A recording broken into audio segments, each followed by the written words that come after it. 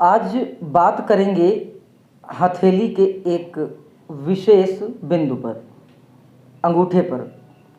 नारद संहिता में तो केवल अंगूठे के इतने महात्म्य बताए गए हैं कि अगर उनको ठीक से समझ लिया जाए तो बहुत कुछ केवल अंगूठा देखकर बताया जा सकता है। अंगूठा बहुत कुछ बोलता है, अंगूठा बहुत कुछ बताता है। आज हम इसी विषय पर चर्चा करेंगे कि अंगूठा हमारा क्या क्या प्रिडिक्ट कर सकता है। नमस्कार, रुद्राष्ट्र विज्ञान में आप लोगों का बहुत बहुत स्वागत, अभिनंदन है। यूँ तो हथेली में एक एक छोटी छोटी लाइंस का भी बहुत महत्व होता है, क्योंकि वह अकारण नहीं बनती हैं, कहीं ना कहीं एक विशेष कारण होता है, एक संकेत बनाती हैं वह छोटी छोटी लाइंस भी। तो उंगली, हथेली का आकार, नाखून, हर एक चीज़ बहुत कुछ बोलती है। लेकिन आज हम बात करते हैं अंगूठे की। अंगूठा भी बहुत महत्वपूर्ण होता है। छोटी सी एक वार्ता करेंगे आज अंगूठे के विषय पर। अगर किसी का अंगूठा ये पहला पोरवा बहुत ही भरा हो, मोटा मोटा और भरा हो, तो ऐसे व्यक्ति में बहुत अधिक आत्मविश्वास होता है, विश्वास से वो भरा होता है, बहुत उसका मनोबल ऊंचा होता है। और ऐसे व्यक्ति जो भी काम करते हैं काफ़ी मनोबल के साथ करते हैं। उनको लगता है वो जो भी काम कर रहे हैं वो काम उनको पहले से पता है। और ऐसे व्यक्ति ज़्यादातर जो टारगेट, जो गोल अपना बनाते हैं वो उसको अचीव करते हैं। और ऐसे व्यक्ति ज़्यादातर मामलों में सफल देखे गए हैं।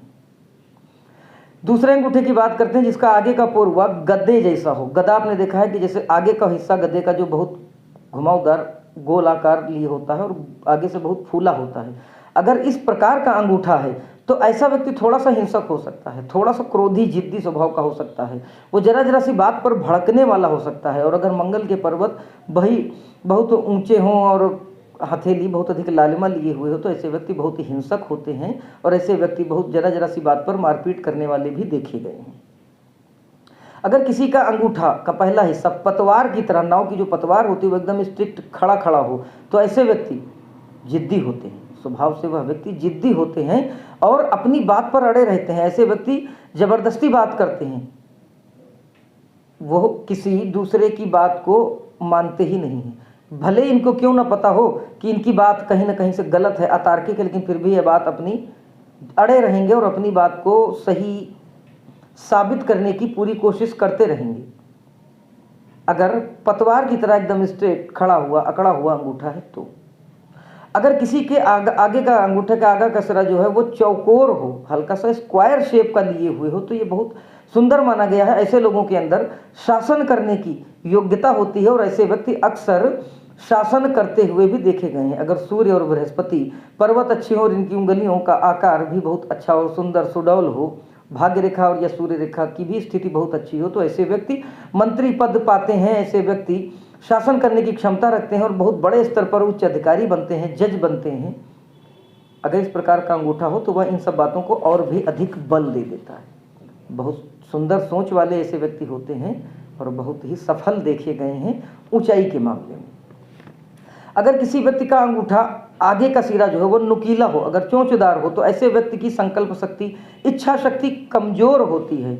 ऐसे व्यक्तियों के लक्ष्य स्थिर नहीं होते। ऐसे व्यक्ति जो टारगेट बनाते हैं फिर उनका मन भटक जाता है, फिर दूसरा टारगेट बनाते हैं, थोड़ा सा कमजोर इच्छा शक्ति होती है और ऐसे व्यक्ति अपने लक्ष्यों पर अडिग नहीं रह पाते। ऐसे अगर और भी संकेत हथेली में कमजोर हो तो ऐसे व्यक्तियों का जीवन अक्सर भटकाव वाली स्थितियों में देखा गया है। ऐसे व्यक्ति अपना कोई गोल नहीं निश्चित कर पाते और काफ़ी लंबे समय तक, उम्र के एक लगभग आखिरी पड़ाव तक वो ये नहीं डिसाइड कर पाते कि उनको एग्जैक्टली करना क्या। वो हमेशा पीछे की बातों को सोचकर पछताते हुए देखे गए।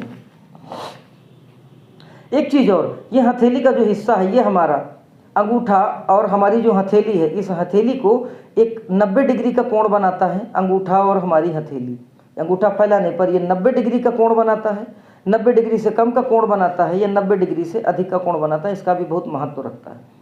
अगर किसी की हथेली को ऐसे फैलाने पर अगर एकदम सपाट 90 डिग्री का कोण बन रहा तो यह एक बहुत ही संतुलित स्वभाव, बहुत संतुलित विचार वाले व्यक्ति की बात को दर्शाता है। ऐसे व्यक्तियों का विचार बहुत संतुलित होता है। ऐसे व्यक्ति बहुत संयम और धैर्यशाली होते हैं। ऐसे व्यक्ति अपने लक्ष्य को पाने के लिए कुछ भी करने को तैयार हो रहते हैं, समर्पित रहते हैं और इनको पता होता है कि हमको अपनी शक्ति और क्षमता का प्रदर्शन और प्रयोग कब करना है। और इस प्रकार संतुलित दिमाग और विचार वाले व्यक्ति अक्सर देर सवेर ही सही लेकिन सफल होते जरूर हैं।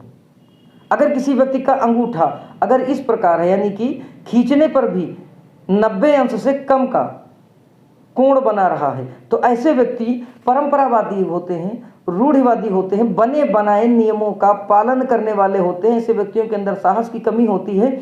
ऐसे व्यक्ति अच्छी नौकरशाही में तो संतुष्ट रह सकते हैं, जिनको एक बना बनाया रटा रटाया सिद्धांत बता दिया जाए कि आपको ये काम करना है, ये चीज़ वहाँ रख देनी, ऐसे व्यक्ति इस मामलों में तो बहुत ठीक है।